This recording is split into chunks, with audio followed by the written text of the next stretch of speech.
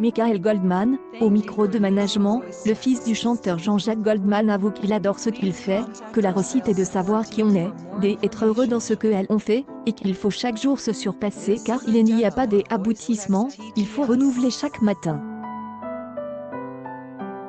Michael Goldman est un des premiers à lancer le crowdfunding en France. Il est le fondateur de la Mi-Major Company, et il vient récemment de monter un start-up qui permet au public de financer les artistes directement via Internet et s'ils estiment que leur musique en vaut la peine.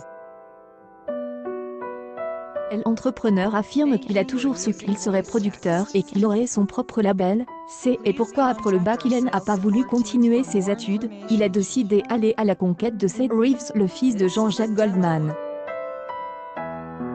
Par ailleurs, en réponse à la question du journaliste concernant la musique, Michael Goldman a conseillé qu'il n'était pas doué pour cela, mais être producteur est sa passion. Le fait de dénicher de nouveaux talents, de les aider, et d'activer la communauté pour soutenir la création. C'est le but du crowdfunding. Et TypeS inscrit dans le même concept, cela permet aux nouveaux artistes de sortir de l'anonymat et d'avoir les moyens financiers nécessaires pour la promotion de leur musique, et ainsi n'importe qui peut émerger grâce à son talent, sans qu'il soit question de chance ou de naissance lorsque notre grand frère lui demande comment il concilie sa vie professionnelle et personnelle. Le jeune producteur Michael Goldman est fils de Jean-Jacques Goldman retourne qu'il y mettait beaucoup du sien, car une famille se construit à 50-50, il est vertu à être un bon père de famille. Michael Goldman conclut son interview par une citation de Confucius, auquel il adhère complètement. Choisis un travail que tu aimes et tu n'auras pas à travailler un seul jour de ta vie. Jean-Jacques Goldman a annoncé sa retraite en 2016. Désormais, il est plus là pour le grand retour de la troupe des Enfoirés sur TF1. Son amie Sophie raconte pourquoi son choix est définitif. Ce vendredi 28 février dans TPMP People, le journaliste Mathieu Hulterman a révélé que Jean-Jacques Goldman préparerait Jean-Jacques Goldman manque à beaucoup après avoir vécu pendant presque 4 ans à Londres. En 2016, la star de la chanson francaise annonce qu'elle quittait les Enfoirés. Un départ dont la troupe a bien du mal à se remettre.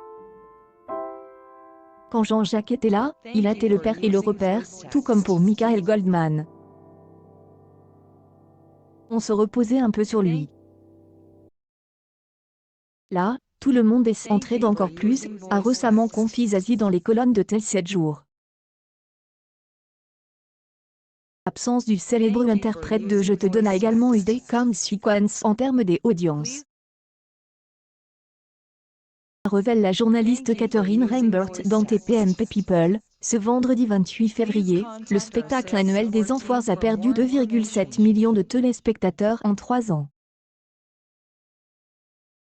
Jean-Jacques Goldman bientôt de retour en France.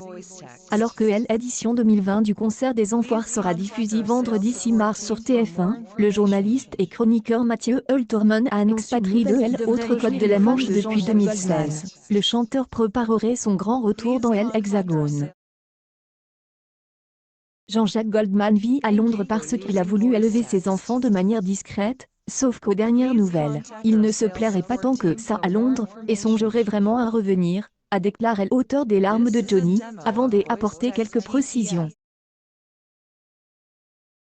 Attention, il songe à revenir, ce n'est pas spécialement pour revenir aux Enfoirés ou sortir un nouvel album. Dans un premier temps, c'est ça le bonne nouvelle, il va revenir en France, a poursuivi Mathieu Hulterman.